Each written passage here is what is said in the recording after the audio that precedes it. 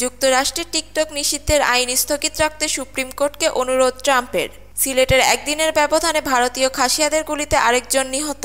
ইসরায়েলের অভিযানে বন্ধ হয়ে গেল উত্তর গাজার শেষ হাসপাতালটিও। জার্মানির পার্লামেন্ট ভেঙে দিলেন প্রেসিডেন্ট, নির্বাচনের তারিখ ঘোষণা। সর্বশেষ থাকছে 2 বছর পর আবার জাহাজ রপ্তানি শুরু। এতক্ষণ শুনলেন সংবাদ শিরোনাম, এবার থাকছে বিস্তারিত।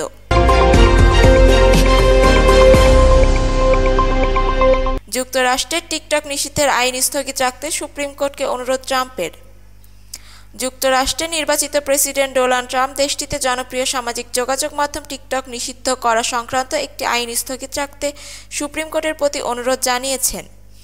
এই আইনের অধীন আগামী 19 জানুয়ারির মধ্যে চীনা প্রতিষ্ঠান বাইটড্যান্সের মালিকানাধীন টিকটককে যুক্তরাষ্ট্রের কোনো মার্কিন কোম্পানির কাছে বিক্রি করে দিতে হবে, নইলে দেশটিতে অ্যাপটি বন্ধ করে দেওয়া হবে। এখন আইনটি স্থগিত রাখার অনুরোধ জানানোর পেছনে ট্রাম্পের যুক্তি, বিষয় জানুয়ারি হোয়াইট হাউসে দায়িত্ব গ্রহণ করার পর এই বিষয়ে একটা রাজনৈতিক সমাধান পৌঁছাতে তাকে সময় দেওয়া উচিত। ট্রাম্প ওই অনুরোধ জানানোর পর এই বিষয়ে 10 জানুয়ারি সর্বোচ্চ আদালতে শুনানি অনুষ্ঠিত হওয়ার কথা রয়েছে। যুক্তরাষ্ট্রের কংগ্রেস গত এপ্রিলে নির্দিষ্ট সময়ের মধ্যে টিকটক বিক্রি নইলে বন্ধ করে দেওয়ার বিষয়ে বিলের পক্ষে ভোট দেয়। পরে দেশটির একটি আপিল আদালত একই আদেশ দেন। এর আগে গত 11 মার্চ ট্রাম্প বলেছিলেন টিকটক জাতীয় নিরাপত্তার জন্য হুমকি। তবে তিনি একই সঙ্গে বলেন এই অ্যাপের উপর নিষেধাজ্ঞা দেওয়া হলে বাচ্চাদের কেউ ক্ষতিগ্রস্ত হবে, আর এতে শুধু মেটার মালিকানাধীন সামাজিক যোগাযোগ মাধ্যম ফেসবুকে অবস্থানই শক্তিশালী হবে। ট্রাম্পের শেষ কথাটি সমালোচনা করেছিলেন রিপাবলিকানরা। আরও আগে 2020 সালে ট্রাম্প টিকটক ও চীনা মালিকানাধীন আরেক সামাজিক যোগাযোগ মাধ্যম উইচ্যাট নিষিদ্ধ করার উদ্যোগ নিয়েছিলেন, তবে আদালতের বাধায় তিনি আর সফল হননি। টিকটক নিয়ে ট্রাম্পের বর্তমান অবস্থান তার ওই অবস্থানের একেবারেই উল্টো। যুক্তরাষ্ট্রে টিকটকে 17 কোটির বেশি ব্যবহারকারী রয়েছেন, ফলে এটি সেই দেশের একটি গুরুত্বপূর্ণ ডিজিটাল মাধ্যম হিসেবে দাঁড়িয়েছেন। টিকটকের মালিকানাধীন প্রতিষ্ঠান আইনটি তুলে নিতে বর্তমান প্রেসিডেন্ট জো বাইডেন প্রশাসনের প্রতি অনুরোধ জানিয়েছেন। তবে আদালত যদি আগামী মাসের শুনানিতে তাদের পক্ষে আদেশ না দেন, 19 জানুয়ারি থেকে অর্থাৎ ট্রাম্প প্রেসিডেন্টের দায়িত্ব নেওয়ার একদিন আগে যুক্তরাষ্ট্রের আক্ষরিক অর্থে নিষিদ্ধ হয়ে যাবে। ট্রাম্পের প্রধান আইনজীবী জন সাওয়ার বলেছেন, প্রেসিডেন্ট ট্রাম্প এর বিতর্কের মেরিট নিয়ে কোনো অবস্থান নিচ্ছেন না। পরিবর্তে টিকটক নিষিদ্ধে 19 জানুয়ারি 2025 মধ্যে সময়সীমা রয়েছেন, সেটি স্থগিত রাখার বিষয়ে আদালতে বিবেচনা করার অনুরোধ জানিয়েছেন। এটি বিবেচনা করা হলে ট্রাম্পের ভবিষ্যৎ প্রশাসন বিষয়টি রাজনৈতিকভাবে সমাধানের সুযোগ পাবে। এর আগে গত ডিসেম্বরে ডোনাল্ড ট্রাম্পের সঙ্গে টিকটকের প্রধান নির্বাহী কর্মকর্তা সৌ ঝি সাক্ষাৎ করেন।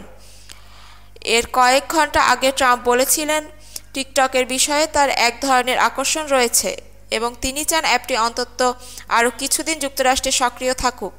একই সঙ্গে তিনি বলেছেন, প্রেসিডেন্ট নির্বাচনের প্রচারকালে সামাজিক যোগাযোগ মাধ্যমে এই অ্যাপে 3 কোটির ভিউ পেয়েছেন।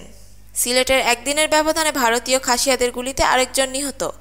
ভারত সীমান্তের ভেতরে একদিনের ব্যবধানে খাসিয়াদের গুলিতে আরেক বাংলাদেশি নিহত হয়েছেন। নিহত সবুজ মিয়া সিলেটের গোয়াইনঘাট উপজেলার সীমান্তবর্তী ভিতরগুল গ্রামের আবুল হোসেনের ছেলে। গতকাল শুক্রবার দিবাগত রাত 12:15টার দিকে সবুজ মিয়ার সহযোগীরা তার লাশ বাংলাদেশের ভেতর নিয়ে আসার পর বিজিবি ও পুলিশ লাশটি উদ্ধার করেছে।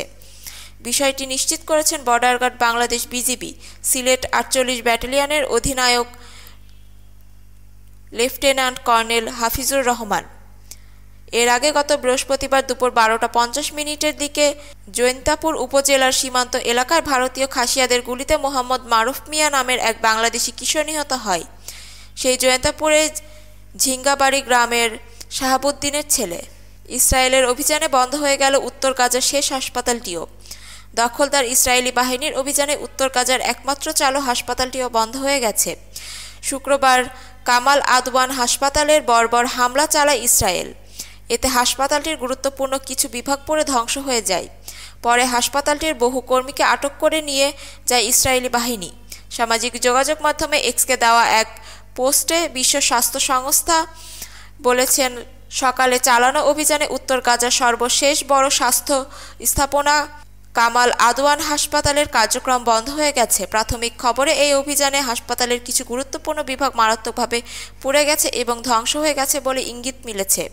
WHO জানিয়েছেন হাসপাতালটিতে অবস্থান করা 60 স্বাস্থ্যকর্মী এবং 25 জন রোগী জীবন সংশয়ে রয়েছেন।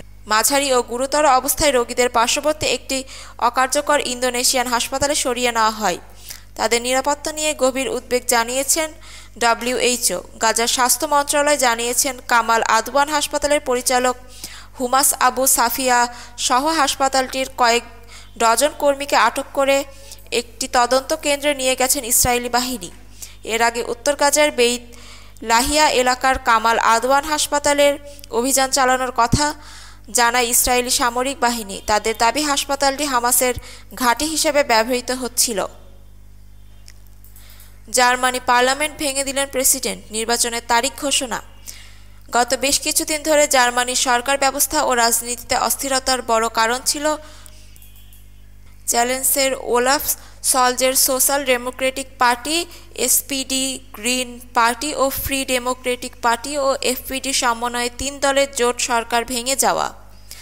তারপরে সংসদে আস্থা ভোটে সলজের হেরে যাওয়ার সবার কাছে বিষয়টা একদম পরিষ্কার হয়ে যায়। আগাম নির্বাচনের দিকে এগিয়ে যাচ্ছে জার্মানি। এমন বাস্তবতায় দেশের স্থিতিশীলতা ও সরকার ব্যবস্থায় অচল ব্যবস্থা কাটাতে সাংবাদিক নীতি মেনে দেশটির সংসদ ভেঙে দিলেন জার্মান প্রেসিডেন্ট ফ্রাঙ্ক ভাল্টার স্টাইনমায়ার। একই সঙ্গে আগামী 23শে ফেব্রুয়ারি জাতীয় নির্বাচনের তারিখ ঘোষণা করা হয়েছে। জার্মানির প্রেসিডেন্ট বলেন, বর্তমান 2 দলের জোট সরকার দেশ পরিচালনার ক্ষেত্রে জনসমর্থন হারিয়েছে। একই সঙ্গে আস্থা ভোটের ফলাফল এবং অন্য রাজনৈতিক দলগুলোর সাথে আলোচনা শেষে এই সিদ্ধান্তে উপনীত হয়েছি যে জার্মানির নতুন নির্বাচিত জরুরি সেটা খুব অল্প সময়ের মধ্যে আমাদের আয়োজন করতে হবে। সংসদ ভেঙে দেওয়ার পর বক্তব্য তিনি আরও বলেন, গণতান্ত্রিক সরকার ব্যবস্থায় বিশ্বাস রাখে জার্মানি, তাই জনগণের সমর্থনের ভিত্তিতে আগামীতে গঠন করা হবে নতুন সরকার। এদিকে জার্মানির পার্লামেন্ট ভেঙে দেওয়ার পর এমন ঘোষণার স্বস্তি ফিরেছে দেশটির রাজনীতিতেও। জার্মান প্রেসিডেন্টকে ধন্যবাদ জানিয়েছেন দেশটির রাজনৈতিক দলের নেতারাও। এখন থেকে দল গোছানো ও আগাম নির্বাচনের প্রস্তুতিতেও আর কোনো বাধা থাকলো না নবনির্বাচনমুখী দলগুলোর জন্য। 2 বছর পর আবার জাহাজ রপ্তানি শুরু। বাংলাদেশ থেকে সর্বশেষ জাহাজ রপ্তানি হয়েছিল 2022 সালের সেপ্টেম্বরে। প্রায় 2 বছর পর আবার জাহাজ রপ্তানি শুরু হচ্ছে। চট্টগ্রাম ভিত্তিক জাহাজ রপ্তানিকারক প্রতিষ্ঠান ওয়েস্টার্ন মেরিন শিপইয়ার্ড আগামী জানুয়ারির প্রথম সপ্তাহে সংযুক্ত আরব আমিরাতে রায়ান নামের একটি জাহাজ রপ্তানি করবে। ল্যান্ডিং ক্রাফট ধরনের এই জাহাজের মাধ্যমে ভুলতে বসা জাহাজ রপ্তানির কথা সামনে আনল ওয়েস্টার্ন মেরিন শিপইয়ার্ড। প্রতিষ্ঠানটি একই ক্রেতার কাছে পর্যায়ক্রমে আরও 7টি জাহাজ রপ্তানি করবে বলে জানিয়েছেন। জাতীয় রাজস্ব বোর্ড তথ্য অনুযায়ী প্রতিষ্ঠানটি সর্বশেষ জাহাজ রপ্তানি করেছিল 2020 সালের 29 জানুয়ারি। এই দিন $1,10,00,000 মূল্যে 2টি জাহাজ ভারতে রপ্তানি করেছিল তারা। এই হিসেবে প্রতিষ্ঠানটি 5 বছর পর রপ্তানিতে ফিরল। অবশ্য এই সময় শিপইয়ার্ডটি দেশে বিভিন্ন সংস্থার জন্য জাহাজ তৈরি করেছে।